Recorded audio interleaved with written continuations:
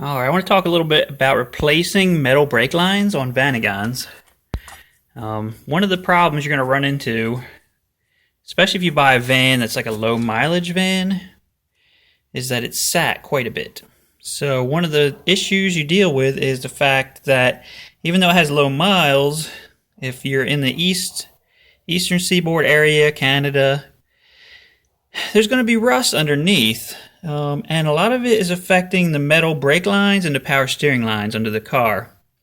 So on this car sat quite a bit. It's only got 100,000 original miles on it. On the outside it looks nice, but you can see under here, this is actually one of the nicer brake lines on the car. And it's got these little spots all over it. Any one of those spots is a potential for a blowout. Now this is in the rear, so it's not going to kill you, but it could cause for some harrowing moments. So we're going to try to go ahead and replace this. How I normally do this is buy lengths of line from your local Napa auto parts store. They're already made up. Here is one of them right here. It's got this, what's called a metric bubble flare on there. It's got the fitting on there, and this one is a 20 inch length piece. You can kind of see as I put it up here against the old area, it's long enough to reach here. You're basically going from down here where this, on this particular line, where the hose goes to the back of the rear wheel cylinder. And so, again, another thing is, okay, well, I want to replace this line. How do I get the old thing off? Because it can be difficult.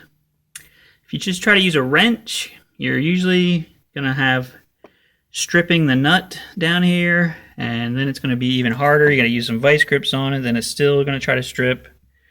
I've been down this road many times. The easiest way to do this, I'm going to try to show you, it's hard because it's just me here taking these pictures, is to take a pair of cutters, cut right here behind the nut on both ends, cut this metal line out, because what are you saving it for, right? We're going to toss it in the trash.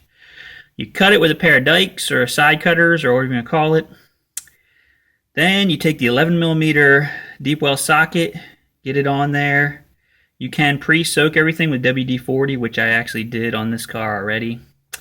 On the hose side, there actually are flats on the hose and the metal end. It's a 14mm. So if you have an 11 and a 14, and then you just want to break it loose using a ratchet. That's the easiest way to do it. It should come right out of there. And then when you go to put the new one on, usually the Napa line has 12mm hexes on their fittings for some reason, not sure why. But you can easily use a 12 wrench and just snug it up. So I'm going to go ahead and cut these off and then kind of give you an idea of what I'm talking about here. Just give me a moment. Alright, so I have my cutters here. You can use pretty much any kind of cutters that you want. Cutting dikes, pliers, side cutters. This is actually a pair of Oetiker clamp pliers that I have for doing the Oetiker style clamps. They're not the best cutters that I got, but I just go up against right here at the end and just cut this off here. Okay, so there you go. I just cut it off. My light decided to take a trip there, but you can see what I'm talking about. Chop that right off, and now we're going to go ahead and get the 11, tap it on there, and get it out of there. Alright, so we're back here. Like I said, basically what you want to do is have a 14 wrench back here backing this thing up.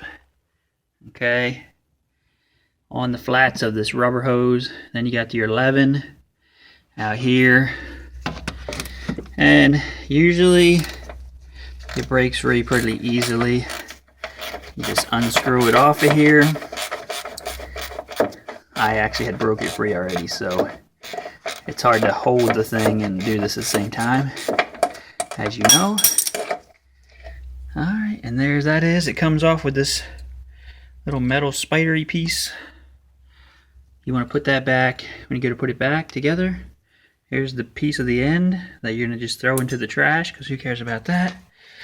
I actually cut it on this other end as well, down here where it comes out of the rear wheel cylinder. Like I said, you can use a deep well if you want, or regular. See, I didn't even do anything to this one, and it's already out. It's broke free. I'm telling you, this is the way to do this. If you try using a wrench, you're going to be stripping stuff out and having problems for weeks. All right.